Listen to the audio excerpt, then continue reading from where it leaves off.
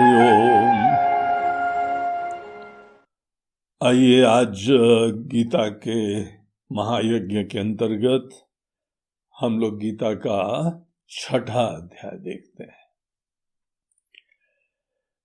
गीता के 6वें अध्याय का नाम ध्यान योग या एक और प्रचलित नाम है आत्म संयम योग। इस अध्याय में टोटली 47 श्लोक आते हैं, जिसमें से 5 श्लोक अर्जुन के हैं और बाकी 42 श्लोक जो हैं वो भगवान कृष्ण के द्वारा बताए गए हैं। इस पूरे अध्याय का विषय, जैसे इसका नाम है, इसके अंदर भगवान हमको ध्यान का रहस्य बताते हैं। ध्यान का सामर्थ्य हर मनुष्य के पास होता है, बस हमको करना क्या होता है कि इसको रिफाइन करना होता है, पॉलिश करना होता है। और साथ ही साथ ध्यान की दिशा क्या होनी चाहिए, इस अध्यात्म पथ के ऊपर यहां पे जो पूरा प्रसंग चल रहा है, अभी तक जो हम लोगों ने 5 अध्याय देखे हैं। पिछले अध्याय का नाम था कर्म संन्यास योग, या उसको केवल संन्यास योग भी कहते हैं। कर्म के क्षेत्र में रहते रहते अपने माइंड को फ्री कर पाना।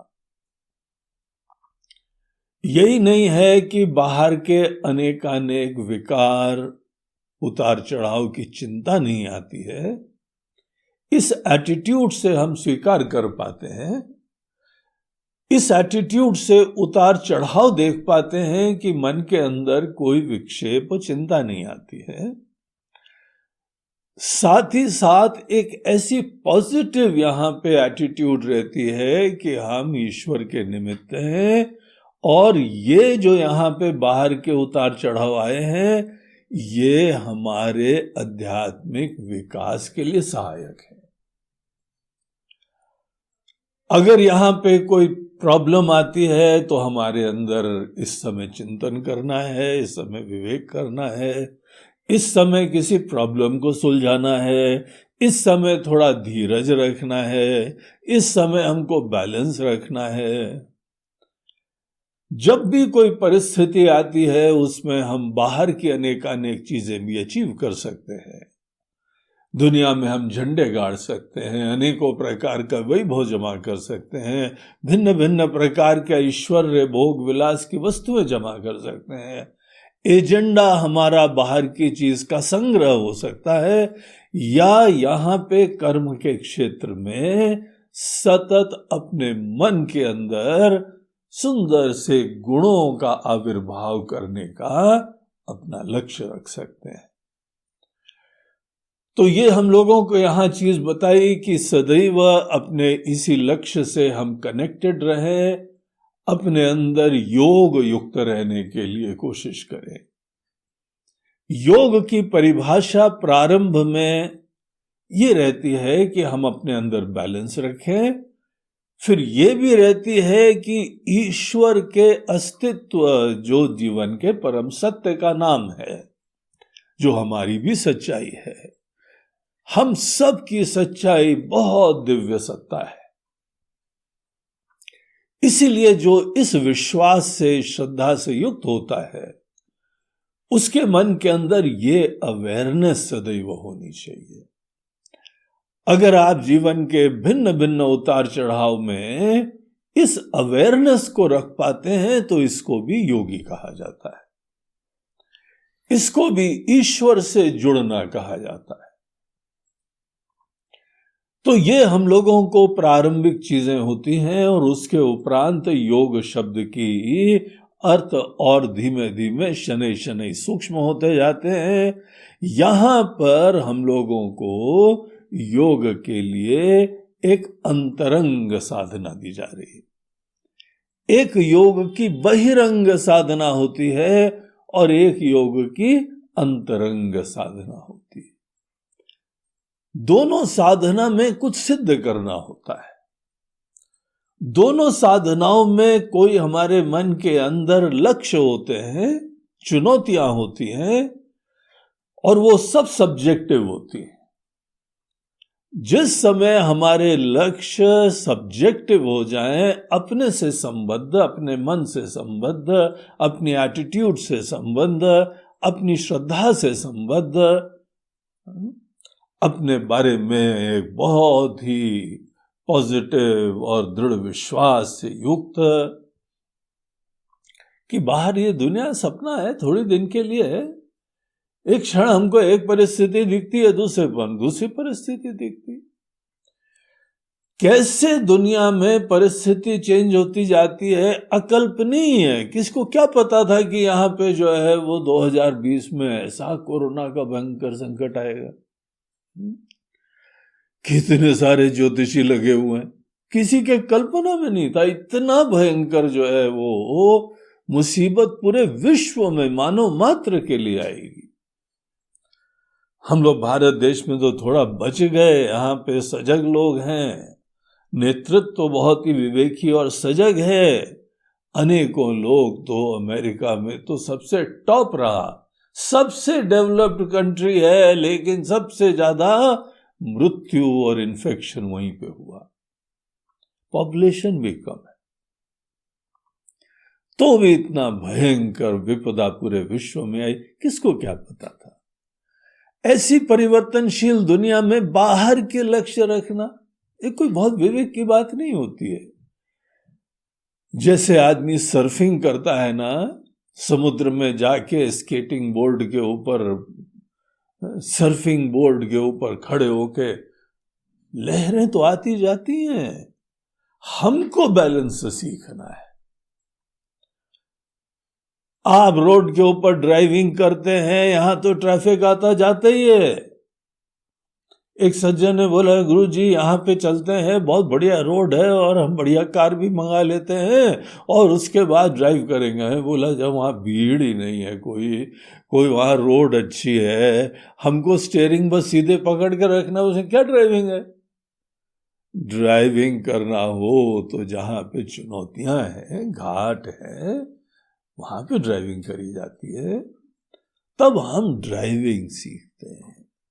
बगैर चुनौतियों के क्या सीखते हैं। असली टेस्ट भी होता है, दाएं बाएं आगे पीछे मुड़वाते हैं तब जाके टेस्ट होता है। उसी प्रकार से जीवन जीने में चैलेंजेस आने चाहिए, उतार चढ़ाव बड़े सहायक होते हैं। हाँ, हमारे जब एजेंडा बाहर के केवल अचीवमेंट के होते हैं, ईगो फुलफिलमेंट के होते हैं, बाहर से हमको इज्जत मिलती जाए, अनुकूलता मिलती जाए, तो सेटबैक्स होते हैं। इसीलिए हम लोगों को पिछले अध्यायों में बताया कि अर्जुन योगी बनो, योगी बनने का लक्ष्य रखो, दुनिया के अंदर हर परिस्थिति अनुकूल हो जाएगी। आपके जीवन में जितनी चुनौतियां आती हैं उतनी ज्यादा आपको योगी होने के लिए सहायता मिलती है और परिपक्व होते जाते हैं, टेस्ट होता जाता है। तो इस तरीके से जो व्यक्ति अपनी अंतर्गत की यात्रा, आध्यात्मिक यात्रा करना चाहता है, उसके लिए प्रारंभ में कर्म के क्षेत्र में रहते हुए कुछ हम लोगों को एजेंडा दिए गए, जिनका नाम मोटे तौर से हम लोग बहिरंग साधना या कर्म योग कह सकते हैं। अब यहां पर जो है इस अध्याय में बोलते हैं, अब चलिए एक नेक्स्ट लेवल पे आगे बढ़ते हैं। अब अंतरंग साधना करते हैं।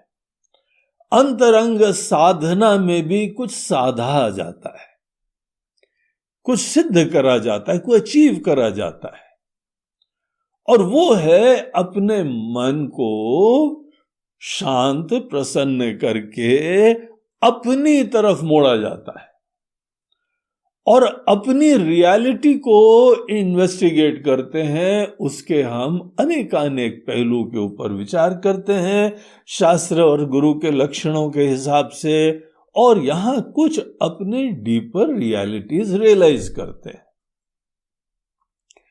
जो ध्यान हम लोगों को हमारे वेदों में उपनिषद, गीता आदि ग्रंथों में, इसमें जो प्रदान करा जाता है उसका गोल सदैव आत्म का रियलाइजेशन होता है। आत्मज्ञान ही ध्यान का प्रयोजन होता है। आज आप देखिए ध्यान के नाम से क्या क्या प्रचलित है। थोड़ी देर साइलेंस में बैठ जाओ, ध्यान हो गया, आज का मेडिटेशन कर लिया।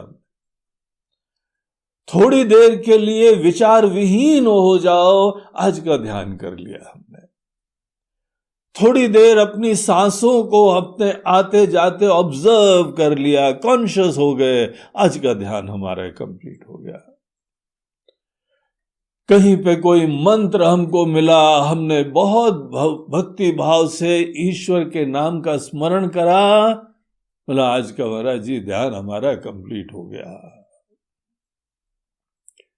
कई लोग अपने मन में जो थॉट्स हैं, जो विकार हैं, बोलते हैं सब निकलने दो,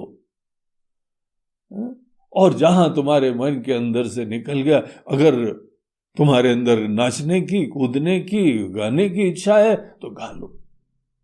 हमने ऐसे लोगों के मेडिटेशन देखे हैं जहां पे लोग एकदम सडनली मेडिटेशन में उठ खड़े होंगे और उनकी इच्छा हुई आपको पकड़ लो आके, आप ध्यान में मग्न हो, किसी ना के आपको प्यार की झप्पी दे दी मतलब क्या हो गया?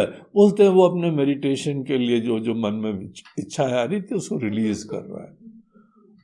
बोलते यार ये बढ़िया है, हमारा इस समय शांति से बैठने की इच्छा है, तुमको झप्पी मारने की इच्छा हो रही है। किसी की इच्छा है कि हम नाच लें तो वो उठ के नाचने लगा, और बोलते हैं नाचने के बाद नाचने की इच्छा खत्म हो गई तो देखो मन कितना शांत हो गया। अब ये दुनिया में ध्यान की प्रक्रियाएं हैं और लोग लाइन लगा के मोटी मोटी फीस दे के वहां ध्यान सीखते हो, करते हैं जाके। ये सब कुछ भी यहां पर ध्यान का अल्टीमेट गोल नहीं बताया है।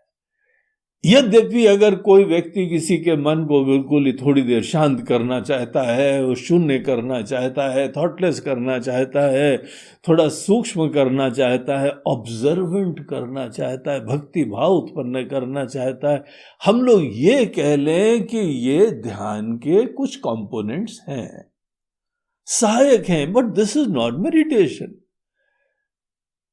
ध्यान में सदैव इसका पर्यवसान आपकी वास्तविकता से आपको जगना चाहिए। यही चीज तो मिसिंग है। अपने आप को ऐसा छोटा दीनहीन समझने के उपरांत फिर जीवन में हम जो है मांगी लाल बन के जीते रहते हैं, हमको चाहिए, हमको चाहिए, हमको चाहिए। इतनी अंतहीन इच्छाओं के पीछे क्या विराजमान है? अपने बारे में छोटेपन की धारणा, प्यासे होने की धारणा, और चाहिए और चाहिए और चाहिए। ठीक है, चाहिए, आपके पास सामर्थ्य है, प्राप्त भी कर सकते हो, लेकिन इस चाहिए के पीछे क्या धारणा है? हम बहुत ही छोटे हैं, असुरक्षित हैं, अभाव से युक्त है। मैं के बारे में ऐसे छोटे पने की धारणा के बाद ही तो बाकी सब चेष्टा चालू होती है। और कितनी सारी चीजें हम जीवन भर प्राप्त करते आते हैं, तो भी उसके उपरांत ढाक के तीन पात, वही कमी के कमी रही। जब तक हम अपने बारे में खुले मन से इन्वेस्टिगेट नहीं करेंगे, चिंतन नहीं करेंगे, अपनी वास्तविकता पे ध्यान ही नहीं देंगे।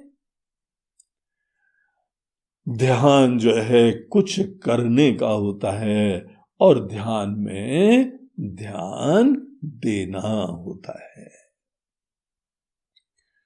अल्टीमेटली ध्यान देना होता है, लेकिन शुरुआत में ध्यान के लिए कुछ प्रिपरेशन होती है। प्रिपरेशन में आप अपने अंदर एक शांत सुंदर वातावरण बनाइए, अपने शरीर को जो है वह स्वस्थ रखिए, और बिल्कुल ही बाकी चीजों से अपने ध्यान को, आंख को मोड़िए। ये सब प्रिपरेशंस में आ सकता है। ईश्वर की बरसती कृपा आप देखिए, और इसीलिए अपने ऊपर कोई इच्छा, दुनिया भर का बर्डन नहीं होना, ये सब ध्यान की प्रिपरेशंस है। फाइनल गोल क्या है? आपको अपनी तरफ मुड़ना है। समस्त शास्त्र हमको बता रहे हैं कि आपके इस मैं में दुनिया भर के खजाने, रहस्य, दिव्यता छुपी हुई है। साक्षात परमात्मा हमारे और आपके हृदय में मैं की तरह विराजमान है। तो कभी तो मुड़ के देखना है ना उसको। मैं की तरफ दृष्टिपात करना है, मैं के कॉन्शियस होना है, मैं की रियलिटी को इन्वेस्टिगेट करना है। ये ध्यान का ऑब्जेक्टिव होता है। इस ध्यान के अध्याय के अंदर भगवान शुरुआत करते हैं, खुद ही श्री गणेश करते हैं, कंटिन्यू करते हैं पिछले अध्याय के बाद। यहां अर्जुन का कोई प्रश्न से अध्याय नहीं चालू हुआ है।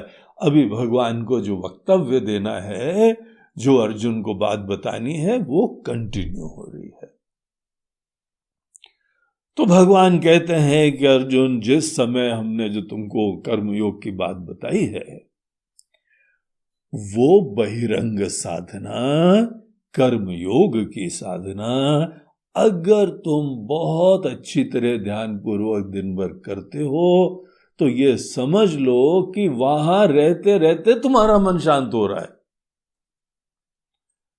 और इसीलिए जिसका मन दिन भर शांत और प्रसन्न रहता है, निश्चिंत रहता है, वो जब भी आंख बंद करके बैठेगा, उसके मन के अंदर और निश्चिंतता, प्रसन्नता होती है।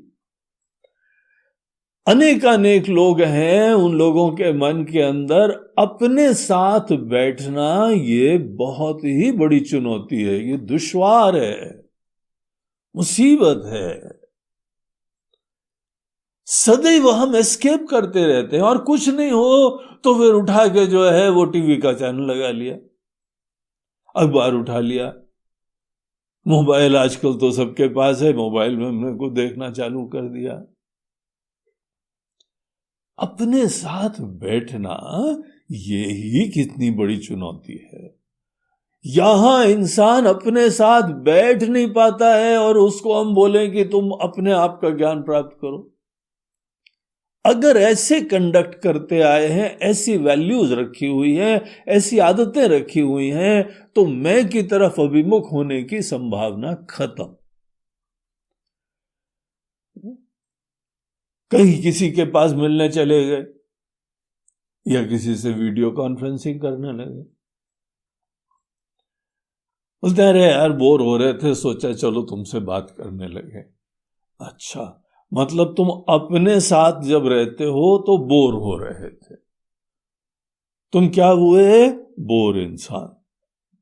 बोर इंसान जा रहा है अपने दोस्त के पास, यार बोर हो रहे थे। तो बोर इंसान जब किसी के पास जाएगा तो उसको क्या करेगा? उसको भी बोर करेगा। देखिए, ऐसा हमारा व्यक्तित्व होना चाहिए कि अपने साथ कभी बोर ना हो, अपने साथ आप शांत रहो, सुखी रहो, प्रसन्न रहो, इंस्पायर्ड रहो।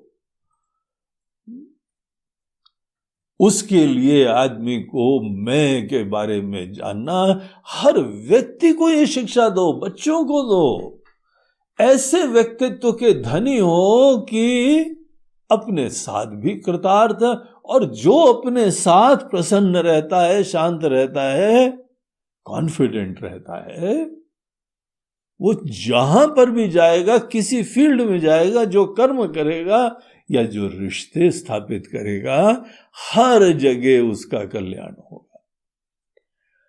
अनेक दुनिया की समस्याओं का कारण यह है कि आदमी अपने साथ रह नहीं पाता है और अपने बारे में ऐसी उसकी जो है वो गठाने विराजमान है, हृदय के ग्रंथियां विराजमान है, और अपने आप से एस्केप करता रहता है। जहां पर अब महाराज जी कहां चलेंगे? बोला अब कहीं नहीं जाना, चुपचाप बैठे हो। तो वो कैसा माइंड है? कहीं ना कहीं एस्केप करना है। हर मनोरंजन एस्केप होता है, आपको पता है। म्यूजिक है, पिक्चर है, गाना है, पार्टी है, कुछ भी है, आपको कोई बाहर एस्केप करना है। पूरा क्रिकेट मैच चल रहा है, हजारों लोग बैठ के उसको देखने आ रहे हैं, सदैव बाहर देखते रहते हैं, सदैव बाहर ताकते रहते हैं। और अगर नहीं हो, कोरोना के चक्कर में सभी बंद हो गया, क्या करें अब? अरे अपने साथ रहो, अपने साथ तुम खुश नहीं रह सकते हो? ये पॉइंट हम बताना चाहते हैं। बाहर खेल हो रहा है, मनोरंजन हो रहा है, वो इशू नहीं है। इशू ये है कि हम ऐसे बेबसी से युक्त हैं कि हमको कहीं ना कहीं एस्केप करना है। इस पॉइंट के ऊपर जरा ध्यान दो। और ये जो हम हैं, इसके अंदर दुनिया भर के खजाने छुपे हुए हैं। अगर आपको सही में सबसे महान खजाना प्राप्त करना है तो मैं का ध्यान करना सीखो, ध्यान की साधना सीखो। इस पूरी प्रक्रिया में भगवान यहां अर्जुन को बोलते हैं कि अर्जुन अनाश्रितः कर्म फलम कार्यम कर्म करोति। सबसे पहले जब भी व्यवहार में कर्म करो, यही अपना सूत्र बना लो। यहां क्षणिक, नश्वर, बाहरी, जड़ चीजों में हम आश्रित होकर कर्म नहीं करेंगे। यहीं पे एक परिवर्तन लाओ, स्वामी बन के जाओ, मास्टर बन के जाओ, समर्थ बन के जाओ, भगवान के सेवक बन के जाओ, दुनिया के लिए कल्याण की भावना से जाओ। परिवार का कल्याण हो, तुम्हारे प्रोफेशन में कि सब चीज का कल्याण हो, और ऊंचाइयां प्राप्त हो, और एक्सीलेंस उत्पन्न हो। मोटिवेशन इस प्रकार का। चीजें हमसे हैं, हम उनसे नहीं हैं, ये बात समझो। ऐसा कॉन्फिडेंस रखो। आश्रित जब होके काम करते हैं तो हम कमजोर होते हैं और बाहर की चीज से ही फुलफिलमेंट होती है। जैसे एक आदमी लगड़ा है, बेचारा एक्सीडेंट हो गया, उसको लाठी लेके ही चलना पड़ेगा, तो लाठी के ऊपर आश्रित हो गया। बगैर लाठी के चल नहीं सकते हैं, जी नहीं सकते हैं। वैसे ही हमारे रिश्ते हैं, धन दौलत है, नाम शोहरत है, उनके वजह से आप पूर्ण नहीं होना, उनकी शोभा आपके वजह से होनी चाहिए। कार्य कोई भी करो, उसमें कोई दिक्कत नहीं होती है, लेकिन इस एटीट्यूड का परिवर्तन होना चाहिए। अगर कर्म के क्षेत्र में अनेक चीज पे पराधीन रहोगे, इज्जत मिलनी चाहिए, प्यार मिलना चाहिए, शोहरत मिलनी चाहिए, जहां आश्रित हुए एंजाइटी चालू, चिंता चालू, और बड़े कॉन्सिक्वेंसेस होते हैं। सेकेंड चैप्टर में भगवान ने उसका पूरा हमको यात्रा दिखाई। मतलब क्या साइकोलॉजिकल पतन होता है, ये तुम देखो, ऑब्जर्व करो। और इसी कर्म के क्षेत्र में अगर यहां पे प्रसन्नता से, पॉजिटिविटी से, सेवा करने के भाव से, यज्ञ भाव से अगर कर्म करते हो, हम लोगों का मन सतत निर्मल होता जाता है। नए एंजाइटी और चिंताओं की तो बात दूर रही, हमारे मन के अंदर पूर्व में विराजमान अनेकों विकार खत्म होते रहते। जो कार्यम कर्म, जो तुम्हारे लिए आवश्यक है, उसमें फोकस करो, और वहां पर भी डिपेंड होके मत काम करना। ये सूत्र बना लो, तुमको बाहर भी कोई प्रॉब्लम नहीं आएगा और मन भी शांत प्रसन्न रहेगा। ध्यान के लिए तुम तैयारी करोगे। ऐसे व्यक्ति को जो अनाश्रित होकर कर्म कर सकता है, भगवान बोलते हैं सन्यासी। वो सन्यासी हो रहा है, वो योगी है। सन्यासी च योगी च न निरग्निर न चाक्रिय। केवल जो है उसको सन्यासी नहीं बोलते हैं जो निरग्नि हो गया, वो भी सन्यासी होते हैं, लेकिन वहां पर सब अग्नि अग्नि मतलब चूल्हा भी नहीं जलाते।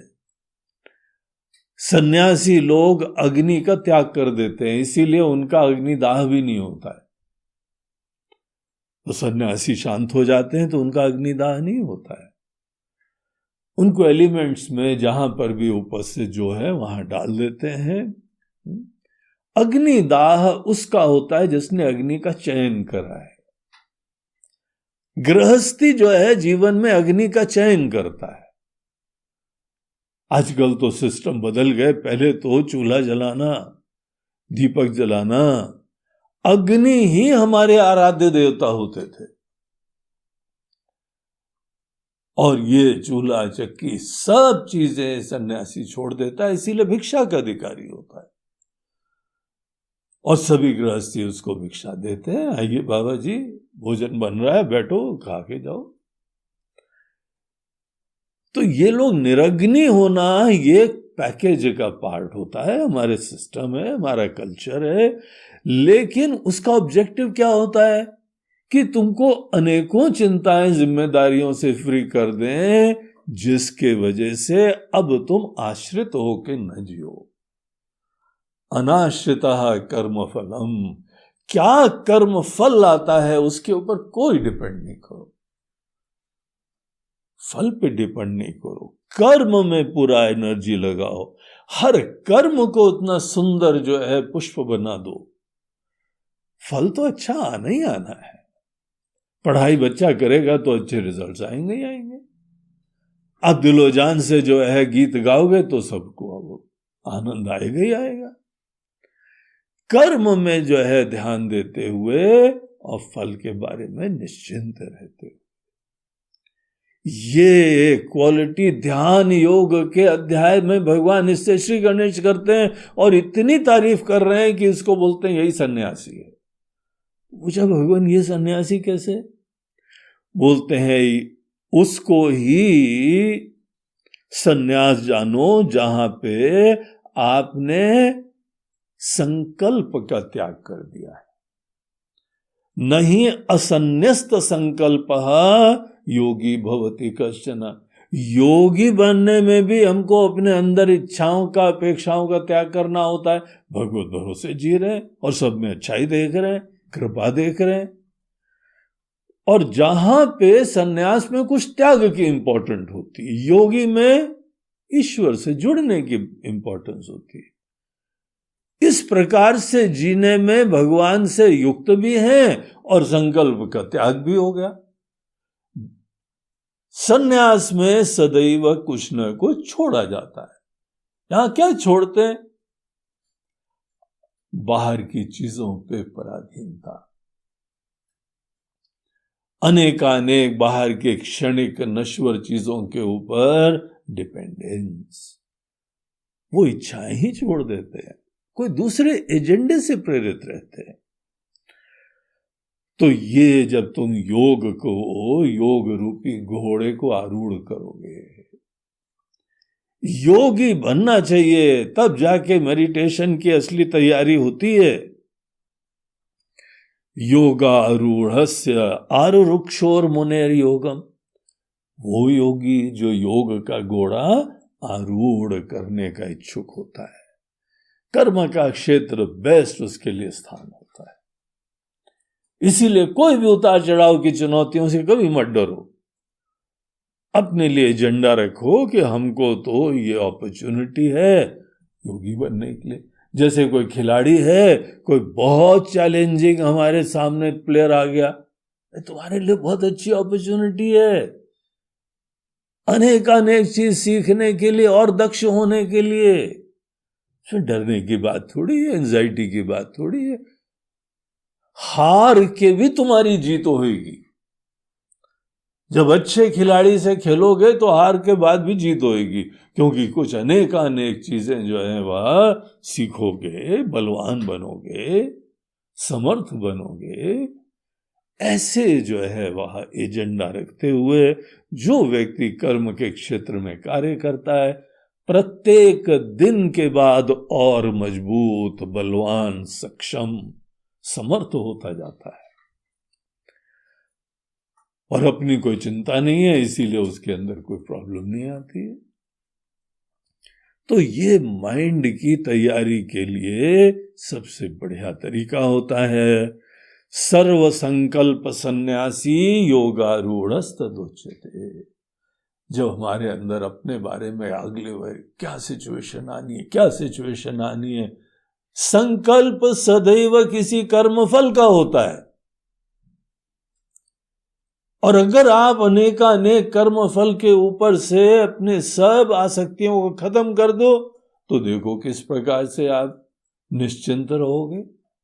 कमल के फूल की तरीके से ऐसे लोग जिया करते हैं, वो किसी ज्योतिषी के पास नहीं जाते। महाराज जी क्या होने वाला है? उससे जो भी होने वाला हो भाई, कितनी भी चुनौती आने वाली हो, हमको बाहर से थोड़ी प्राप्त करना है। हमको तो परिस्थिति को निमित्त बना के, उस चैलेंज को निमित्त बना के अपने अंदर से कुछ इन्वोक करना है। विवेक, समत्व, बैलेंस, प्रेरणा। हम कर्म के क्षेत्र को इस प्रकार से देखते हैं और इस तरीके से वो आदमी यहां पर मन को तैयार करता है।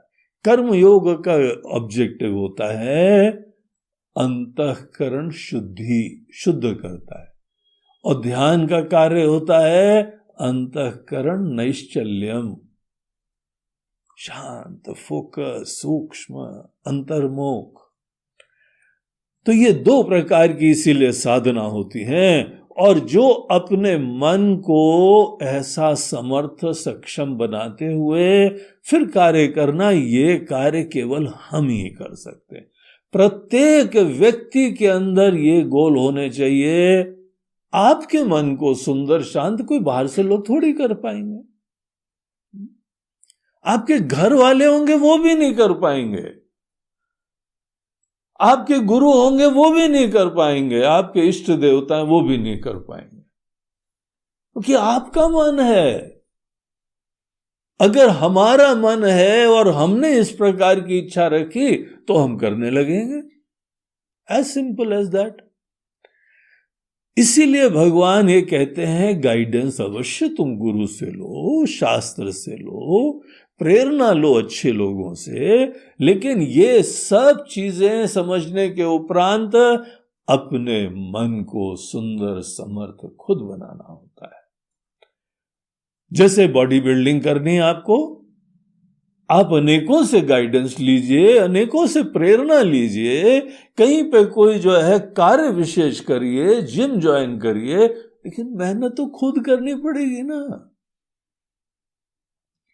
उसी तरीके से मन को सुंदर, समर्थ, शांत, सूक्ष्म बनाना है, आप ही को कुछ करना पड़ेगा।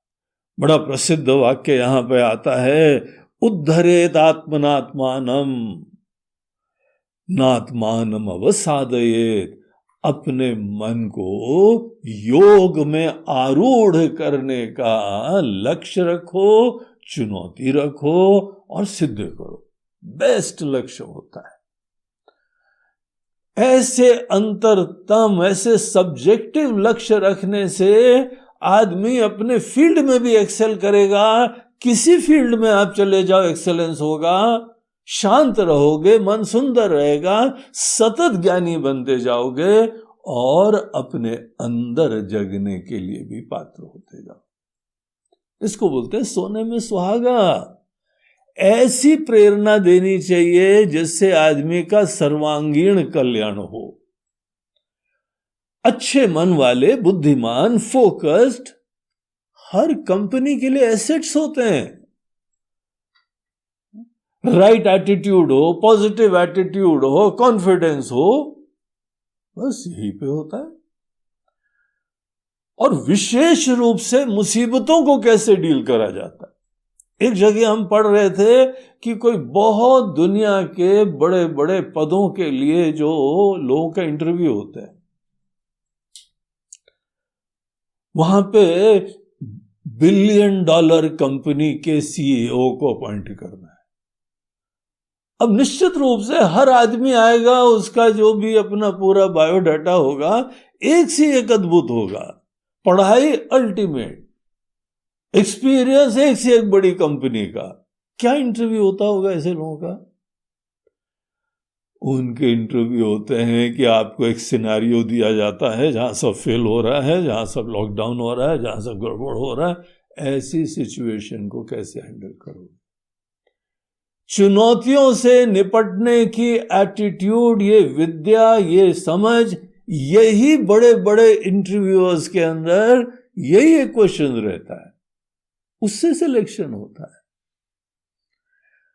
इसीलिए जो जीवन के उतार चढ़ाव आते हैं, बहुत खुशियां आती हैं, उसमें भी आपके अंदर एटीट्यूड क्या रहती है? बहुत ट्रेजेडीज होती हैं, आपका अंदर विवेक, संतुलन कैसा रहता है? तो ये चीज यहां कर्म के क्षेत्र में अपना गोल रखो और अपने आप को उठाओ, योग रूपी घोड़े को आरूढ़ करो। बगैर आपके संकल्प के, बगैर पुरुषार्थ के नहीं होएगा। आपको गोल रखना पड़ेगा, मेहनत करनी पड़ेगी। और इसके लिए भगवान कहते हैं कि आप ही अपने सबसे बढ़िया दोस्त हैं, आप ही बंधु हैं, और आप ही अपने लिए जो है वो शत्रुवत हैं। ये एजेंडा ही नहीं रखो, ये विचार ही नहीं करो, तो हम ही अपने सबसे बड़े दुश्मन हैं। हमको किसी दुश्मन की जरूरत नहीं है। कोई हमको शनि राहु वगैरह की चिंता करने की बात ही नहीं। हमारे पीछे सदैव जो है ना दुष्ट ग्रह लगे रहते हैं, अंदर ही बैठा हुआ, हम ही दुष्ट है। और अगर आपने इस प्रकार का एजेंडा रखा तो मुसीबतें भी आपको आशीर्वाद देती हैं। हमारे गुरुदेव कहते थे कि देखो, एक खुरदरा पत्थर भी चाकू को पहना कर देता है। आते हैं ना चाकू पहना करने वाले, एक गोल सा पत्थर लाते हैं, घुमाते हैं और आपकी चाकू पहनी हो जाती है। यही तरीका कर्म योगी का होता है। दुनिया के अंदर अनेकों जो है खुरदुरे पत्थर, टेढ़े मेढ़े, दुनिया भर की चीजें, लेकिन आर्ट ऑफ राइट कॉन्टैक्ट, हम ठीक प्रकार से इनको संपर्क करते हैं, आपका मन और निर्मल हो जाता है, चमक जाता है। तो जो हनुमान चालीसा में हम प्रार्थना करते रहे ना, भगवान मन मुकुर सुधारे, यहां भगवान बता रहे कैसे मन को सुधारा जाता है। तुमको लक्ष्य रखना पड़ेगा, तुमको यही गोल रखना पड़ेगा, यही प्रेरणा रखनी पड़ेगी, और इसके ऊपर तुम वर्क करते जाओ, देखो आशीर्वाद मिल जाएगा तुमको। तुम नहीं करोगे तो ये कभी भी नहीं होने वाला है। भगवान के आशीर्वाद की कोई कमी थोड़ी है। आज भी जो है ईश्वर की कृपा बरस रही है। इसीलिए बार बार भगवान को ये बोलते हुए ये थोड़ी बताना चाहिए भगवान आप कृपा ही नहीं बरसा रहे हैं। इतनी कृपा बरस रही है कि हम ग्रहण नहीं कर पा रहे। हमारी तरफ से कुछ कमी हो रही है, हमारा संकल्प, हमारा गोल, हमारी प्रायोरिटीज, उसका एजेंडा इशू होता है। और जो व्यक्ति योगी बन जाता है, जितात्मनः प्रशांतस्य परमात्मा समाहितः, जिसका मन शांत, इंद्रिय शांत, अपने ही आप एक लक्ष्य रखें और एक लक्ष्य का आप क्रियान्वयन कर सकते हैं, बस सब सिद्धि हो जाएगी।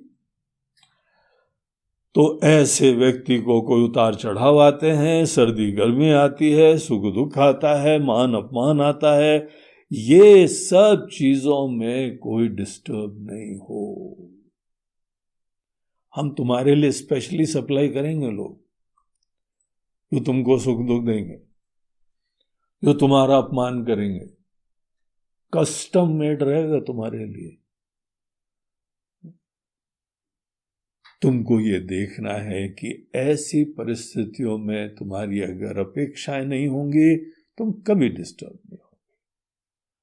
केवल हमारी अपेक्षाओं के वजह से ही हम बाहर की चीजों से प्रभावित होते हैं, एंजाइटी होती है, तनाव आता है, डिस्टर्ब होते हैं।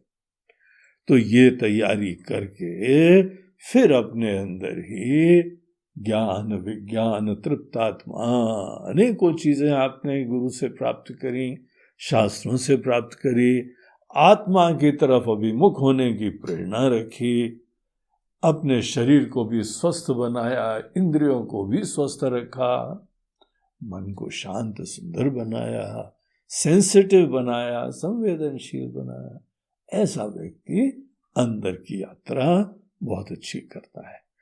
ये प्रारंभ में इस तरीके से बहिरंग साधनाओं का पुनः भगवान ने ध्यान योग के सेक्शन में चर्चा करी, और फिर आगे जो है वो हमको बताते हैं समत्व से युक्त होके, समत्व तुम्हारा बाहर सबसे बड़ा टेस्ट होता है। तो ये बातें सब बड़े सुंदर सुंदर श्लोक आते हैं, और फिर अंतरंग साधना की चर्चा प्रारंभ करते हैं। 10वें श्लोक से 6ठे अध्याय के अंतरंग साधना की चर्चा चालू होती है। योगी युंजीत सततम आत्मानं रहसि स्थितः। आदमी मैं के बारे में जिज्ञासा श्रद्धा रखते हुए, मैं बहुत ही डिवाइन है ऐसी आस्था रखनी चाहिए। शरीर को मंदिर समझो, और हर व्यक्ति के शरीर में जो मैं अभिव्यक्त हो रहा है ना, वो साक्षात परमात्मा का ही अंश है, दिव्य चीज है। और सीधे ऐसे नहीं जा पाते हैं, बाहर की चीजों से अगर डिस्टर्ब होते रहोगे तो अंदर जा नहीं पाओगे।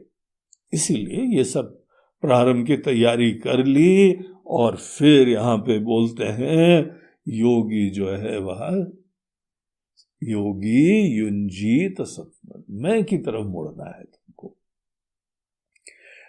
और एकांत में रहने का थोड़ा अभ्यास डालो। अपने साथ बोर मत हो, अपने साथ सदैव कुछ करने की जरूरत नहीं हो, केवल मैं के साथ शांति से बैठो। शुरुआत में कुछ अच्छा भजन भी कर लो, भगवान का नाम स्मरण कर लो, कोई भगवान की प्रार्थना कर लो, उसके बाद सब मन तैयार हो जाए तो थोड़ी देर केवल अपने साथ बैठो, एकांत हो। असली एकांत जब एक ही अंत होता है, गोल होता है, वो एक मैं, उस मैं को ही अपना गोल समझो, तब आप एकांत में बैठते हैं। ऐसा एकांत आप जो है घर के अंदर, आप कहीं बाहर भी जा रहे हैं, आप एकांत में बैठ सकते हैं, और आप ऐसी जगह जाओ जहां कोई नहीं है लेकिन मन मैं की तरफ मुड़ा नहीं है, तो वहां पर भी एकांत नहीं होगा। तो असली एकांत है जिस समय आदमी मैं की तरफ अभिमुख होता है। एकाकी यत चित्तात्मा निराशीर अपरिग्रह, कोई आशाएं नहीं। गोल ही जब मैं में जगना है तो और कौन सी आशाएं रखें। अन्य आशाओं को विवेक से किनारे करो। हम कोई आशाओं का दमन नहीं करते हैं, आशाओं को अनावश्यक देखते हैं, अविवेक जनित देखते हैं। हर व्यक्ति के अंदर कोई भी इच्छा हो सकती है, देखा देखी में इसी दुनिया से हमको कुछ भी प्रेरणा मिल सकती है। लेकिन यही विवेक रखो, जब भी कोई इच्छा आपको बहिर्मुख बनाए, पराधीन बनाए, दीन बनाए, अभाव से युक्त बना के फिर कहीं पे जो है पराधीनता उत्पन्न करे, ऐसी इच्छाएं आपको सदैव बेकारी बनाए रखें। उन इच्छाओं को किनारे करना चाहिए और मैं की वास्तविकता जानने को प्रधानता दो। इस तरीके से अपने साथ रहने का अभ्यास रखो और कोई चीज हमको जोड़ने की भी प्रधानता नहीं हो। अपरिग्रह, बहुत ज्यादा जोड़ना असुरक्षा से होता है, दीनता से होता है। ज्यादा इंपॉर्टेंट चीज अपने अंदर सुखी होना होता है, धन्य होना होता है। दुनिया भर के धन के बाद भी क्या करोगे? अगर कोई एजेंडा है, कार्य है, देश टैक्स लेता है, पूरे देश भर के अंदर अनेकों इंफ्रास्ट्रक्चर बनाना है, कार्य करना है, डिफेंस को देना है, वहां पे पैसा ठीक है। आपको बहुत बड़ी इंडस्ट्री लगानी है, दुनिया भर का कोई सेवा करनी है, तो पैसा ठीक है। लेकिन सदैव अपने लिए और तो कितनी इनसिक्योरिटी है भैया, कितनी दीनता है। बाहर से अनेकानेक चीजें ही सतत प्राप्त करने की मनोवृत्ति अपने अंदर दीनता की वजह से संभव होती है। इसीलिए मेहनत करो, जो प्राप्त हो खुश रहो, और तभी जाके इस लक्ष्य की तरफ हम आगे बढ़ते हैं। अपरिग्रह। और फिर जो है 11वें श्लोक से हमको कुछ प्रारंभिक प्रिपरेशंस बताते हैं। बोलते हैं देखो, मन को हमें अंतर्मुख करना है, ऑब्जेक्टिव अल्टीमेट तो यही है। और ये मन अनेक चीजों से डिस्टर्ब होने की पॉसिबिलिटी रखता है। बाहर का वातावरण भी कुछ प्रभाव देता है।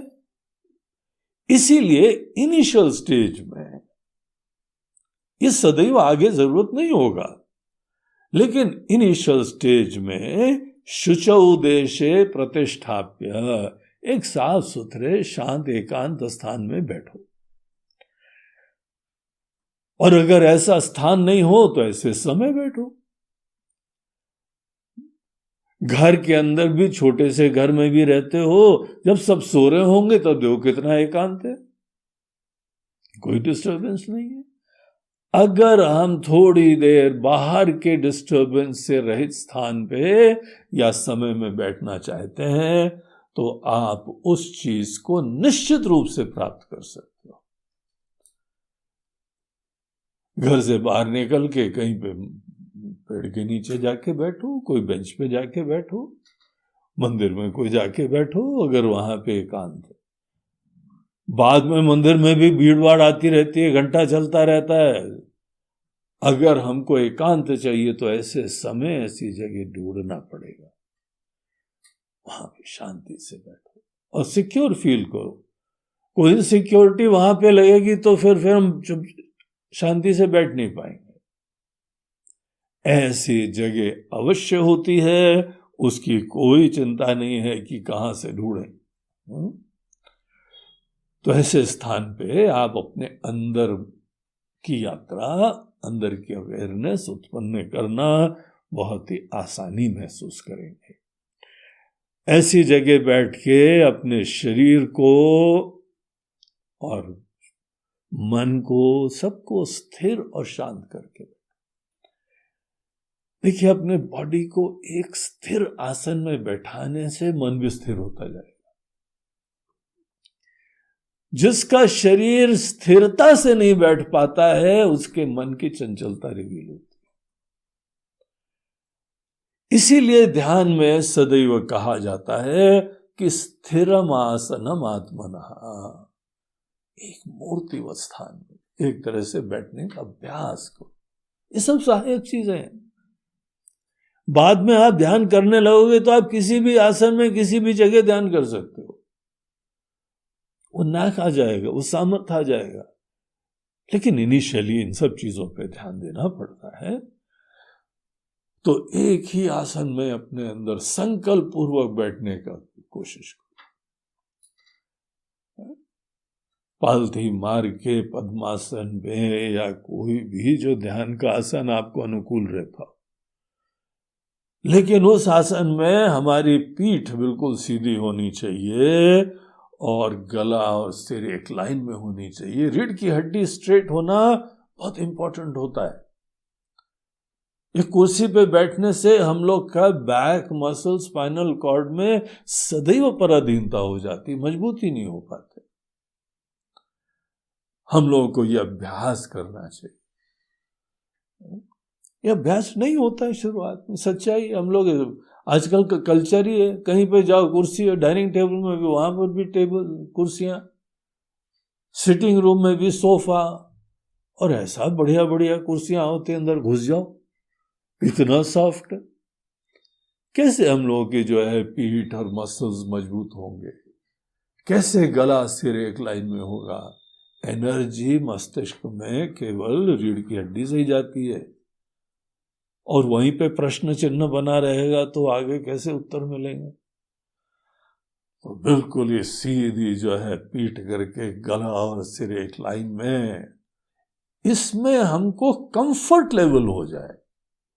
शुरुआत में कंफर्ट नहीं होता है, कोई भी पोस्चर में शुरुआत में हमको नहीं होता। आप एक चीज में बैठने लगो कंफर्ट हो जाता है। हमको याद है हम आश्रम में गए थे तो नहीं अभ्यास था, हमने गुरुजी से रिक्वेस्ट करा कि गुरुजी हम बहुत देर तक बैठ नहीं पाते हैं, हमारी प्रैक्टिस नहीं है, और इतने बढ़िया प्रवचन हो रहे हैं, इतना बढ़िया क्लासेस हो रहे हैं, हमको डिस्ट्रैक्शन हो रहा है।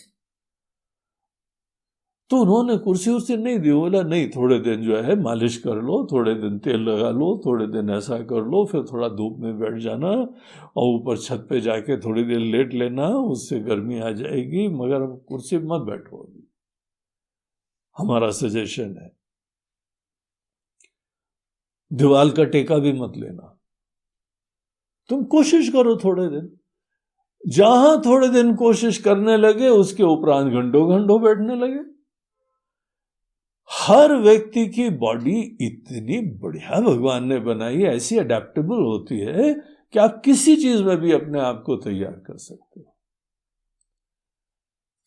आराम तलब होके बैठो तो पराधीन हो जाओगे, फिर नहीं कर पाओगे। तो इस तरीके के आसनों पे बैठना, वहां पर भी भगवान जी छोटी छोटी चीज बताते हैं, बहुत ऊंचा भी नहीं हो, बहुत नीचा भी नहीं हो। देखिए शास्त्र का काम हर प्रकार के व्यक्ति को कोई गाइडेंस देना होता है। तो ऐसे समतल जगह में बैठना, चैला जन कुशोत्तरम, और वहां पर भी बड़ी गीली जगह मत बैठ जाना, और टीले पे चढ़ के भी मत बैठना।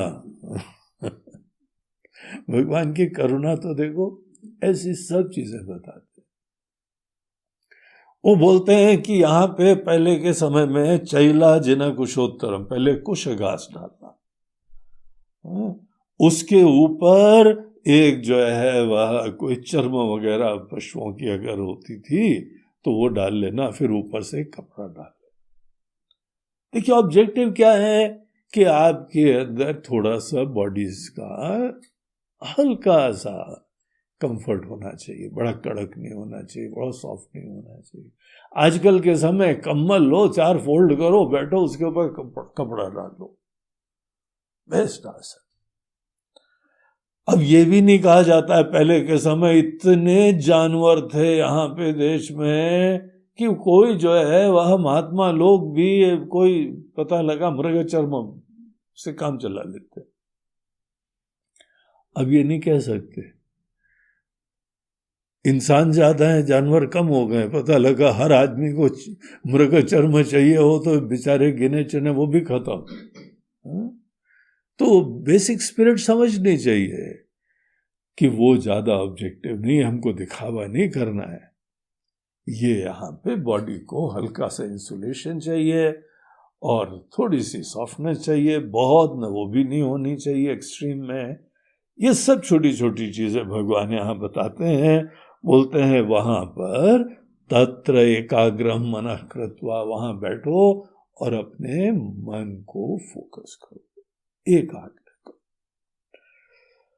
और उस चीज के लिए भी बताते हैं कि देखो अपने मन को, इंद्रियों को सब शांत करके तब जाके आत्म अभिमुख होने का एजेंडा रखो। उसके लिए भी कहते हैं देखो, समम काय शिरो ग्रीवम धारयन् अचलम स्थिरः,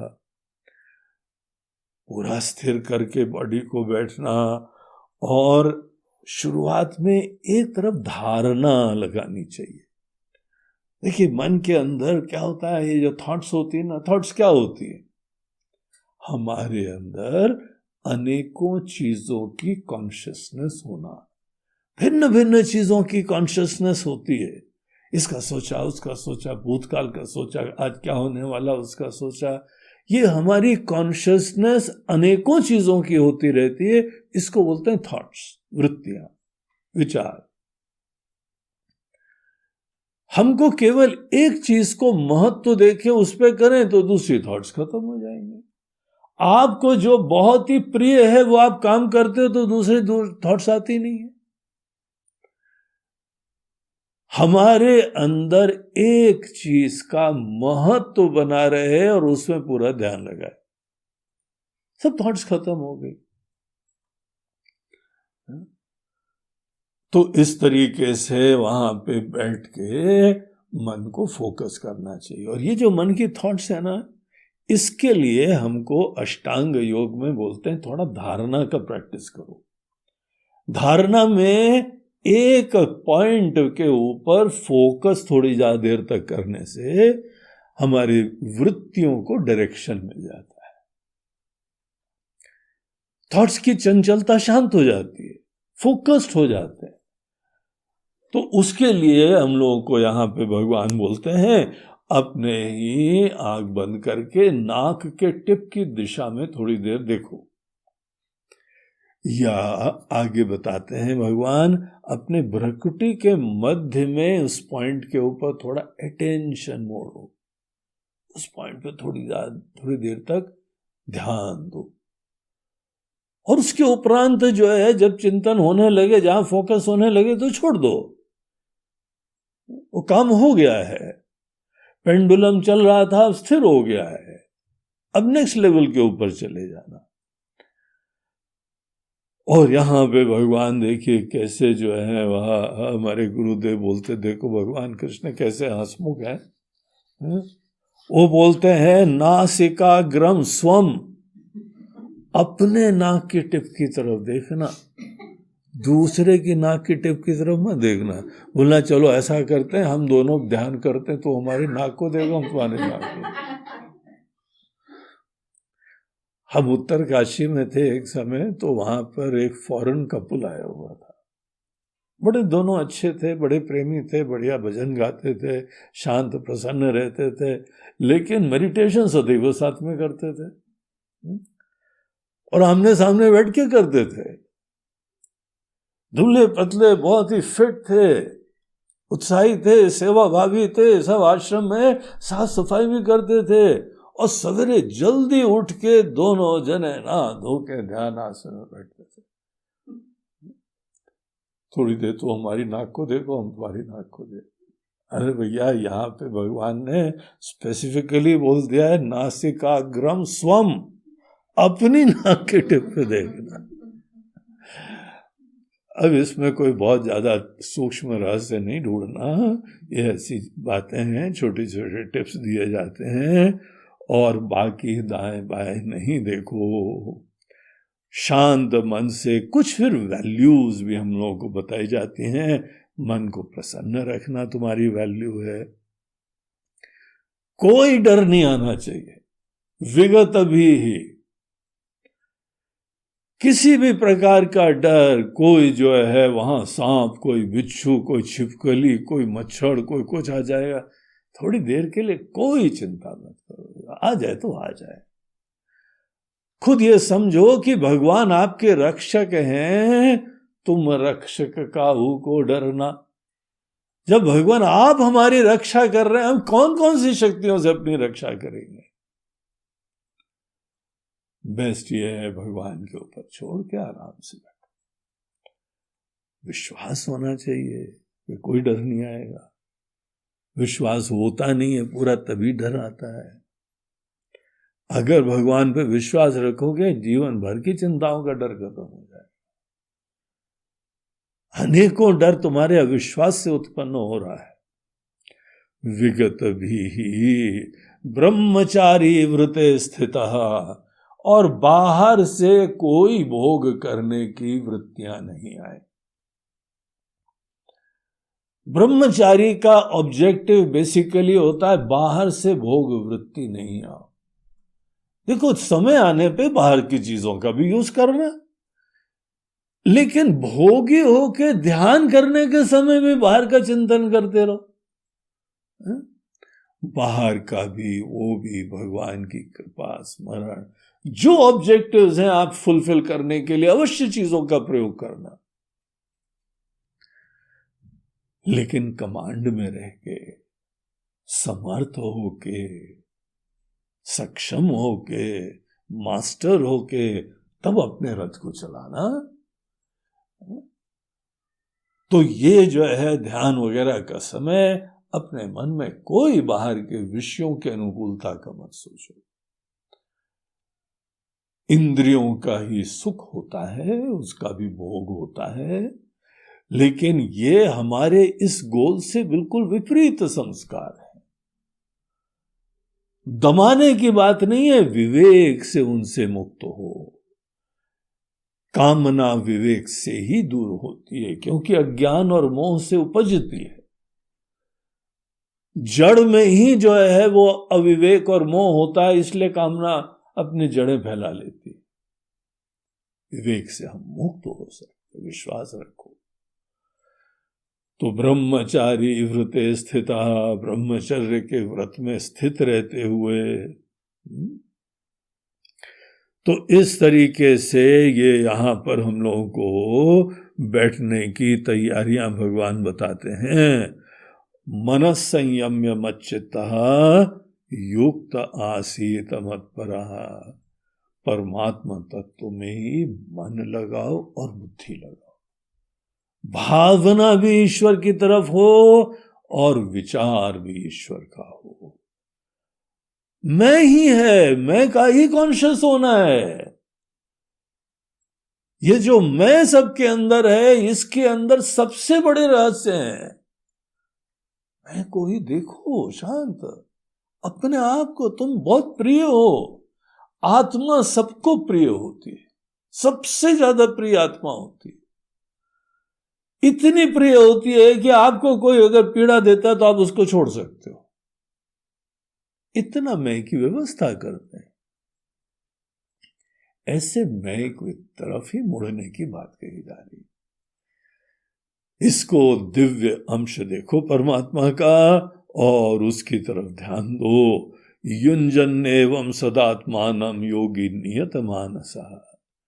तो इधर मुड़ के फिर योगी शांत मन से सदैव इसमें रहेगा, तो बिल्कुल ऐसी दिव्य शांति आपको अपने अंदर अनुभव होगी। थोड़ा अभ्यास करने पे, ठीक ज्ञान रखने पे। भगवान यहां तक बोलते हैं मत संस्थाम अधिगच्छति। हमारे ही अवस्था लोक में वो जग जाता है। और कुछ और जी टिप्स बताते हैं, बोलते हैं देखो अगर तुमको ही अपने अंदर जगने की यात्रा करनी ना, बाहर का लाइफ बैलेंस होना चाहिए। बहुत ज्यादा खाना या बहुत कम खाना दोनों अपने योग के लिए नुकसानदायी होता है। नात्यश्नतस्तु योगोस्ति न च एकांतमश्नतः। न अति स्वप्नशील से, बहुत सोने से भी तुम्हारा योग अच्छा नहीं होगा, अंदर मुड़ नहीं पाओगे, तमोगुण छा जाएगा, आलस छा जाएगा, निरुत्साहिता होती है। बहुत ज्यादा सोने वाले लोगों के अंदर सपने की दुनिया में ज्यादा रहते हैं, आलसी ज्यादा होते हैं, निष्क्रियता का आनंद ज्यादा लेते हैं।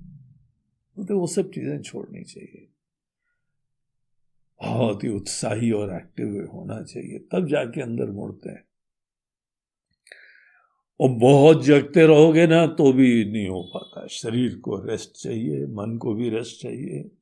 युक्त आहार विहारस्य युक्त चेष्टस्य कर्मसु युक्त स्वप्नावबोधस्य। तो खाने पीने में, सोने जगने में, हर चीज में बैलेंस रखो। ध्यान दो कि सबसे कंपैटिबल आइडियल तुम्हारे अपने ही अंदर शांत बैठने के लिए कितनी आवश्यकता होती है। जैसे बच्चे लोग पढ़ाई भी करना हो, बहुत जगते रहो तो ध्यान ही नहीं लगेगा, बहुत सोते रहो तो भी ध्यान खराब हो जाएगा। तुमको खुद डिस्कवर करना है। ये सब चीजें हमारे मन को जो है प्रभावित करती हैं।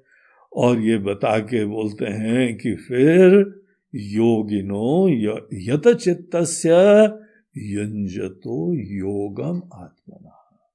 मैं की तरफ मुड़ के सेल्फ कॉन्शियस होना, सेल्फ को एक्सप्लोर करना, सेल्फ का चिंतन करना, यही ध्यान का अल्टीमेट गोल होता है।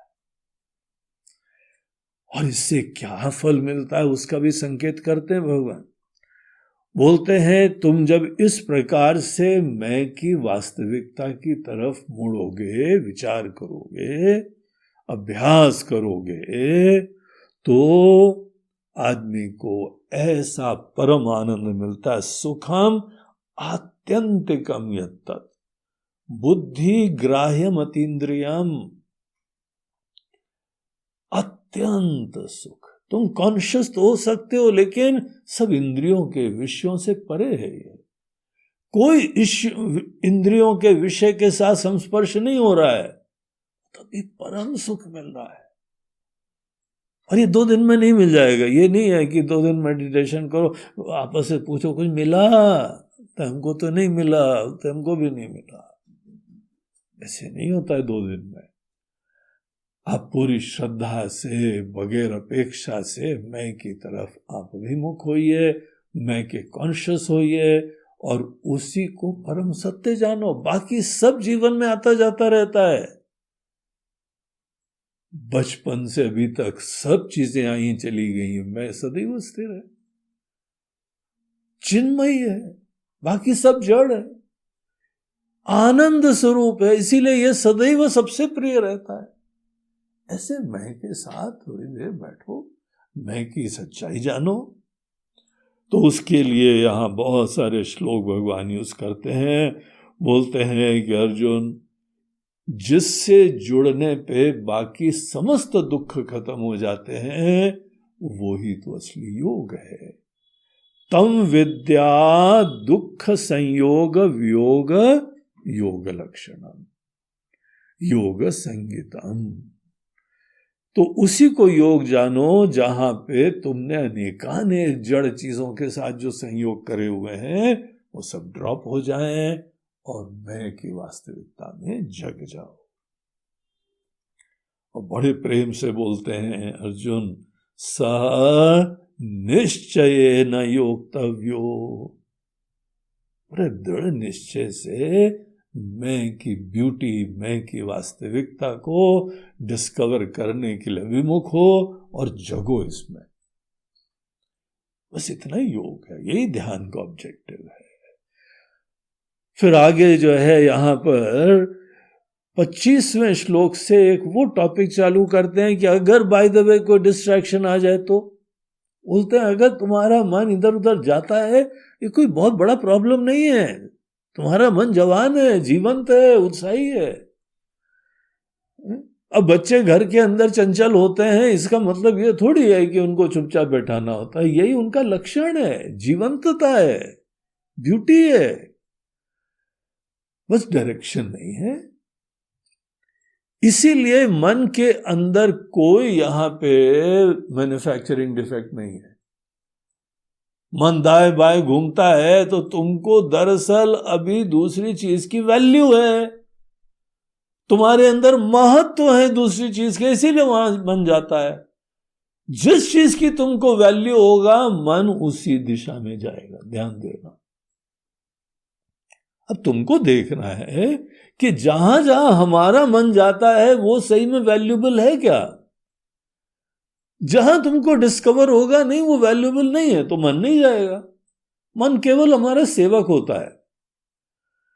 बुद्धि निश्चय करती है ये महान है तो मन ही राम जो है पहुंच जाते हैं वहां पे। जिस चीज के ऊपर भी तुम्हारी वैल्यू होगी तुम्हारा मन चला जाएगा।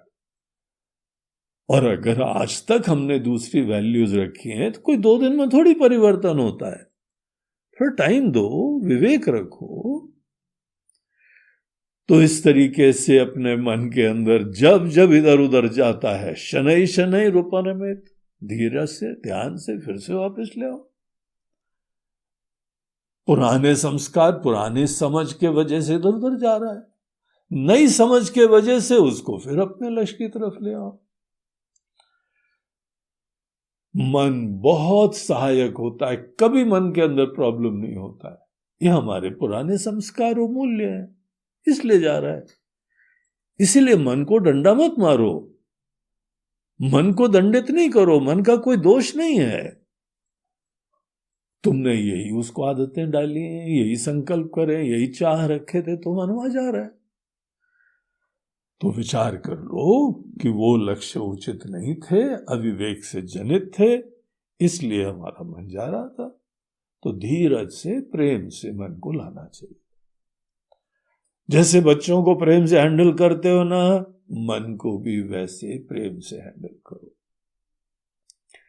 और मैं की तरफ मुड़ के सेल्फ कॉन्शियसनेस उत्पन्न करो। ध्यान में सेल्फ कॉन्शियसनेस की ही प्रधानता है। जो आज हम समझ रहे हैं वो पूरी सच्चाई नहीं है। ह्यूमिलिटी से करना पड़ता है, एक्सप्लोरेशन से करना पड़ता है, गहराई में जाने की भावना से करना पड़ता है। लेकिन मैं की तरफ ध्यान मोड़ो और इस तरीके से आत्म संस्थम मन कृत्वा न किंचित अपि चिंतयेत्, कोई दूसरा विचार नहीं करो।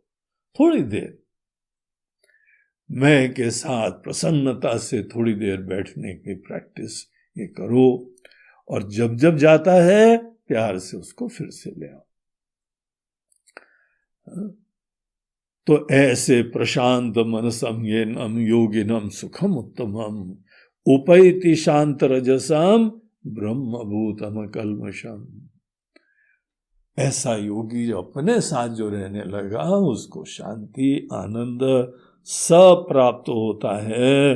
सब रजोगुण, सब चंचलता उसकी खत्म होने लगती है और बहुत आसानी से वो आनंद की प्राप्ति करता है। ब्रह्म ज्ञान में भी ऐसे लोगों को जगना संभव होता है। और एक चीज यहाँ पे योगी लोगों के लक्षण बताते हैं, बोलते हैं जैसे जैसे तुम अपने अंदर इस चिन्मयी तत्व में रमते हो, इस चेतना को ही आत्मा समझने लगते हो, पता है इसका एक बहुत बड़ा परिवर्तन तुम्हारे व्यवहार में होता है। क्या परिवर्तन होता है? मैं की परिभाषा बहुत बदल जाती है। अज्ञानी आदमी अपने आप को शरीर के अंदर सोचता है, शरीर ही सोचता है, और ऐसा ध्यान करने वाला विवेकी व्यक्ति अपने आप को शरीर के अंदर लाइफ प्रिंसिपल, जीवन तत्व देखता है। क्योंकि मैं एक चिन्मयी सत्ता है। अगर हम अपने आप को ये चेतना देखने लगते हैं तो आप देखिए, जब ध्यान से उठते हैं तो आपकी क्या दृष्टि होती है? पहले हम शरीर में, अब शरीर हमारे अंदर होने लगता है। पहले हम बाकी सबसे अलग खड़े हुए हैं, बाकी सब लोग अब हमारे अंदर दिखाई पड़ने लगते हैं। पूरी दुनिया जो है चेतना के आकाश के अंदर ही अनेकों नाम रूप की लहरें आ रही हैं, जा रही हैं। सर्वभूतस्थम आत्मानम सर्वभूतानि च आत्मनि, सब हमारे अंदर है और हम सब में है। सोच लो, ऐसे ध्यान करने से क्या उदारता, क्या प्रेम। वसुधैव कुटुंबकम की बात सिद्ध होती है इस ध्यान साधना से, इस ज्ञान से। कोई बोलना भी नहीं पड़ता है, ये सहज रूप से आप देखते हो। जैसे अपने परिवार के अंतर्गत के सब बाल बच्चों में आप विराजमान हो, सब हमारे अंदर विराजमान है, वैसे ही योगी पूरी दुनिया को देखता है, सब हमारे परिवार है, हम सब में विराजमान है। ऐसी अद्भुत दृष्टि हो जाती है, जो हमको सब में देखता है, हम में सब देखता है, ना हम उसके लिए कभी नष्ट होते हैं, न वो हमारे लिए नष्ट होता है। सदैव हम में रमता रहता है, हमसे जुड़ गया है वो। और फाइनली इस सेक्शन का अंतिम श्लोक, 32वां श्लोक, भगवान उसमें बोलते हैं, अर्जुन जो अल्टीमेट योगी होता है ना, वो तो दूसरों का ऐसे अपनापन से देखता है कि दूसरे का सुख या दुख उसको फील हो जाता है कि जैसे हमको सुख मिल रहा है, हमको दुख मिल रहा है, और उसी प्रकार से रिस्पॉन्ड करता है। आत्मौपम्येन सर्वत्र समम पश्यति अर्जुन। तो सब में ऐसा अपनापन देखता है। सुखम वा यदि वा दुखम, भले सुख हो या दुख हो, वो सदैव हम में रमता है। वो बड़ा परम योगी होता है। तो इस तरीके से देखिए, योग को पुनः हमारे दैनंदिन व्यवहार से उन्होंने जोड़ के दिखाया। अब यहाँ पे भगवान का उद्बोधन तो समाप्त होता है। इधर अर्जुन जो है भगवान से प्रश्न करता है, बोलते हैं भगवान ये जो आपने योग बताया बड़ा अच्छा लगा सुन के, लेकिन हम बहुत डिफिकल्ट हमको लगता है, हमारा मन ज्यादा ही चंचल है भगवान। एक तरफ लगाना, एक भगवान के नाम में जप में भी लगाना, एक चीज का चिंतन करना, आत्मा की तरफ अभिमुख होना, ये सब अपने मन को मोड़ना होता है। उसके लिए हमारा मन वश में होना चाहिए। हमारा मन भगवान ऐसा है कि वश में नहीं है, आंधी तूफान जैसा चलता रहता है। तो ऐसा जो है बोलता है चंचलम ही मन कृष्णा, हे कृष्णा मन बहुत चंचल है। तो इसका भगवान उत्तर देते हैं, बोलते हैं कि बिल्कुल सही बात है। शुरुआत में हर व्यक्ति का मन होता है, और ये मन की चंचलता, मन की जीवंतता देखो, बच्चा होता है ना, वही तो चंचल होता है, क्योंकि जीवन तो होता है। आदमी थक गया, मर गया, तो वहां सब उसकी जीवंतता खत्म हो जाती। इसीलिए इसको नेगेटिव नहीं देखो, बस ये समझो कि अभी तक तुम्हारी एनर्जी, तुम्हारी अवेयरनेस को एक प्रॉपर दिशा नहीं मिली है। इसीलिए तुम एक विवेक से दिशा रखो। दो चीजें भगवान यहां सजेस्ट करते हैं। एक तो तुमको जो है विवेक रखना पड़ेगा, विवेक से गोल निश्चित करो, अन्य चीजों को साइडलाइन करो। हर व्यक्ति को एक गोल बहुत ही प्रिय रखना इंपॉर्टेंट होता है। एक गोल से क्या होता है, अनेकों दूसरी चीजें गौण हो जाती हैं, फोकस्ड हो जाता है आदमी। क्या है ऐसा कोई गोल? और एक बार निर्धारण करने के बाद भी अभ्यास करना पड़ता है, सतत दिल को लगाना पड़ता है। पुरानी आदतों की वजह से मन इधर उधर भटकेगा थोड़े समय, लेकिन याद दिलाओ ये गोल है हमारा। जहां हम थोड़ा सतत अभ्यास करेंगे, मन सदैव जो है सेवक है। आप उसको दिशा दो, प्रेरणा दो, देखो थोड़े दिन में कैसा होता है। हर व्यक्ति जो किसी भी क्षेत्र में सिद्ध हुआ है, उसका भी मन शुरुआत में चंचल था, लेकिन मन को लगाया, अभ्यास करा, गोल निश्चित करा, बाकी चीजों की उपेक्षा करी, तो हो गया ठीक। तो ऐसी कोई बड़ी बात नहीं है। आदमी अपने अंदर किसी भी लक्ष्य को सिद्ध कर सकता है अभ्यास और वैराग्य के द्वारा। तो ये चीज जब बताई, तो एक फाइनल क्वेश्चन 6 चैप्टर के अंत में अर्जुन और पूछता है, बोलते हैं भगवान ठीक है, अब हम निश्चय करते हैं इसको करने के लिए, लेकिन जब हमने सोचा कि ये ही अपने अंदर इस आध्यात्मिक लक्ष्य को रख के पूरा डेडिकेट करेंगे, तो भगवान एक क्वेश्चन आता है, अगर यहां पे रहते रहते नहीं सिद्ध हुआ तो? कोशिश करेंगे हम, और यहां पे आध्यात्मिक लक्ष्य रखने के लिए ऑब्वियसली बाहर के हमारे लक्ष्य थोड़े से गौण हो जाएंगे। यद्यपि ऐसा होता नहीं है, हमको बाहर के कर्म को त्यागने के लिए नहीं कहा जाता है। बाहर के कर्मों में भी कर्म योग की एटीट्यूड लाओ तो वो ध्यान के लिए भी सहायक होता है। वो ध्यान का विरोधी तो होता ही नहीं है, बल्कि ध्यान के लिए और फैसिलिटेटर बन जाता है। लेकिन तो भी अर्जुन अभी इन बातों को पूरा डाइजेस्ट नहीं कर पाया है, तो वो पूछता है भगवान, अगर ध्यान वान के चक्कर में, आत्मज्ञान के चक्कर में हमने बाकी सब अपने दूसरे काम धंधे थोड़े किनारे करे, तो ऑब्वियसली वो फल हमको जो है उतने नहीं मिलेंगे, क्योंकि टाइम अब कम दे रहे हैं, इसमें ज्यादा दे रहे हैं। तो वहां से भी फल हमको नहीं मिलेंगे जितने मिलने चाहिए, और इसमें हमको अगर सफलता नहीं मिल रही अभी, तो यहां से भी गए।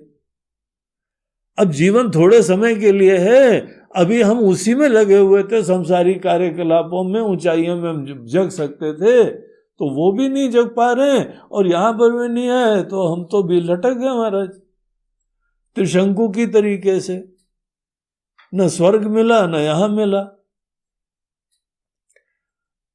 तो अर्जुन के अंदर देखो, लगने से पहले कैसे डाउट्स आते हैं, और यही गीता की ब्यूटी है। हर प्रकार के संभावित क्वेश्चन हमको यहां पे खुद गीता रेज करके दिखा देती है और उसको रिजॉल्व कर देती है। तो अर्जुन के मन में जब ये प्रश्न आया, भगवान से पूछा, भगवान ये हमारे अंदर क्वेश्चन आया है, आप ही दूर कर सकते हैं। एतन में संशयम कृष्ण छेतुमर्हसि अशेषतः, आप ही इसको पूर्ण रूप से दूर करने में सक्षम है, आपके अलावा कौन कर पाए, प्लीज बताइए। तो भगवान फिर मुस्कुराए और बोलते हैं कि अर्जुन एक बात सुनो, अच्छे पथ पे चलना तुम्हारे मन को शांत कर रहे हैं, अपने आप को समर्थ देख रहे हैं, अपने आप को दिव्य देख रहे हैं, ऐसे कार्य के लिए कोई भी व्यक्ति आगे बढ़ेगा। अच्छी एटीट्यूड रखना, अच्छी प्रेरणा रखना, अनासक्ति से, प्रेम भाव से देना सीखना है। अर्जुन, ये समस्त कोई कार्य पार्थ नैवेह नामुत्र विनाशस्तस्य विद्यते नहीं कल्याण कृत कश्चित दुर्गतिम तात गच्छति। तात, हे पुत्र, हे बेटा, तो क्या प्यार से बुलाते हैं भगवान। अगर तुम कोई भी कल्याण के पथ पे चलते हो, कार्य करते हो, कभी उसका विनाश नहीं होता है, कभी दुर्गति तुमको प्राप्त नहीं होगी। दुर्गति की संभावना, तुम अभी कल्याण के पथ की ब्यूटी नहीं देख रहे हो। तुम अच्छे इंसान बनोगे, शांत बनोगे, सुंदर भावना होगी, ऐसे से तुम्हारा विनाश होगा क्या? कोई विनाश की संभावना नहीं है। हाँ, अब ये जो जहां तक तुम्हारा प्रश्न है, अंतिम समय में भी हमको लक्ष्य की सिद्धि नहीं हुई तो क्या गति होगी, उसका हम तुमको उत्तर दे देते हैं। दो चीजें हैं, या तो तुमने जो है वो लक्ष्य स्पष्ट नहीं करा, बाकी चीजों से पूरा वैराग्य करा नहीं है, या तो ये तुम्हारा प्रॉब्लम था, या पूरा अभ्यास नहीं कर पाए हो। लक्ष्य तो रख लिया था, इस चीज के लिए बहुत ही इच्छा हो गई थी, लेकिन पूरी प्रैक्टिस नहीं हो पाई। ये दो सिनेरियोज हो सकते हैं। अगर तुम्हारे मरते दम तक इन दोनों में से अगर तुमको लक्ष्य की स्पष्टता नहीं है, बाहर की दूसरे राग इत्यादि इच्छाएं बची हुई हैं, तो ऐसे लोग जब मरेंगे तो योग भ्रष्ट कहे जाते, योग युक्त तो हो नहीं पाए, योग भ्रष्ट हो गए। तो योग भ्रष्ट जो है, अगर बाकी इच्छाएं कामनाएं बची रहेंगी, तो तुम्हारा अगला जन्म ऐसी जगह हम करेंगे जहां तुम्हारी उन इच्छाओं की पूर्ति की बचपन से संभावना हो। तुम्हारा अगला जीवन इस जन्म के विकार की पूर्ति के लिए सहायक होने वाला है। और अगर बाय द वे तुम्हारे अंदर अभ्यास की कमी रही थी, प्रेरणा है, लक्ष्य है, इच्छा है, तो तुमको ऐसे योगियों के घर में हम पैदा कर देंगे कि बचपन से ही तुमको अभ्यास मिलने लगेगा। तो तुम उसकी चिंता मत करो, हम तुम्हारे इस जन्म में भी तुमको दिशा ज्ञान दे रहे हैं, अगले जीवन की यात्रा भी तुम्हारे लिए इस लक्ष्य के लिए सबसे कंपैटिबल क्या चीज होगी, उसके हिसाब से तुमको हम आगे का लक्ष्य दे देंगे। तो ये सब बड़ी जो है वह दुर्लभ सी चीजें तुमको प्राप्त हो जाएंगी। अब आइडिया, चिंता का जो है सब आइडिया ड्रॉप करो, दृढ़ संकल्प ले लो और यही आध्यात्मिक लक्ष्य को अपना परम लक्ष्य समझते हुए बाहर की सिद्धियां नहीं, अपने अंदर ये जागृति प्रधान समझो। तुम अपने अंदर जगोगे तो परमानंद भी तुमको मिलेगा, बाहर जो है कर्म भी अच्छे होंगे, समर्थ होगे। इस तरीके से ये ध्यान का लक्ष्य है। अभ्यास करो, बस नियम बना लो। शांत एकांत बैठ के अपनी तरफ मुड़ना, मैं के बारे में शुरुआत में श्रद्धा ही रखो। मैं के कॉन्शियस हो, मैं के कॉन्शियस होना ही समझ लो कि ईश्वर के चरण स्पर्श करें तुमने। मैं अगर परमात्मा है, साक्षात ईश्वर का अंश है, मैं की तरफ मुड़ के प्रार्थना करो, वंदना करो और इसके बारे में श्रद्धा रखो। वही ईश्वर दर्शन है तुम्हारे लिए। और इसके लिए कोई कॉम्प्रोमाइज मत करना, ये निश्चय से ही होता है। तुम कोई लक्ष्य निश्चय कर लेते हो, सिद्ध कर सकते हो, तो ये भी सिद्ध कर सकते हो। तो इस तरीके से ये यहां पे अनेकों जन्मों के द्वारा आदमी लगन निष्ठा से इस लक्ष्य की सिद्धि करता है। इसके लिए भगवान यहाँ प्रेरणा देते हुए ये यहाँ पे ध्यान योग नामक अध्याय इससे समाप्त होता है। बोलो गोपाल कृष्ण भगवान की जय। आज का हम लोग का ये प्रवचन, और हमारे स्पॉन्सर हैं बंबई के ही राहुल और नूपुर रोरा। तो ये वहाँ पे बॉम्बे में बिजनेसमैन है, इनका होटल है, वो चलाते हैं, खूब बढ़िया उत्साही परिवार है। उनकी बिटिया रायना का जो है वो जन्मदिन है, तो उसके लिए वो विशेष आशीर्वाद के आकांक्षी हैं। तो उनकी बिटिया को भी बहुत बहुत हमारा आशीर्वाद और शुभकामनाएं। खूब बढ़िया फूल की तरह खिले और यहाँ पे महके, अपने जीवन को धन्य करे, यही हम परमात्मा से उसके लिए प्रार्थना करते हैं।